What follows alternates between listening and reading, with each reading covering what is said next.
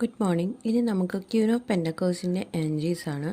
നിങ്ങളിലേക്ക് ധാരാളം അബണ്ടൻസ് വരുന്ന ഒരു സമയമായിട്ട് കാണുന്നു. നിങ്ങളൊരു സെൽഫ് സഫിഷ്യൻ്റ് ആയിട്ടുള്ള ഒരു ആളായിട്ട് മാറുന്നു.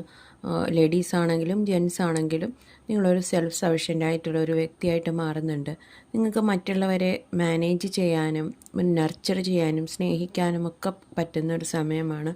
അതുമാത്രമല്ല, നിങ്ങൾക്ക് നിങ്ങളെ തന്നെ ഒരു സ്നേഹിക്കേണ്ട സെൽഫ് ലവ് പ്രാക്ടീസ് ചെയ്യേണ്ട സമയം കൂടിയാണെന്ന് കാണുന്നു. നിങ്ങൾ ജോലി ചെയ്യുന്ന ആൾക്കാരാണെങ്കിൽ നിങ്ങൾക്ക് ജോലിയും വീട്ടിലെ കാര്യങ്ങളും വർക്ക് ലൈഫ് ബാലൻസ് ഉണ്ടാകുന്ന ഒരു സമയമായിട്ട് കാണുന്നുണ്ട്.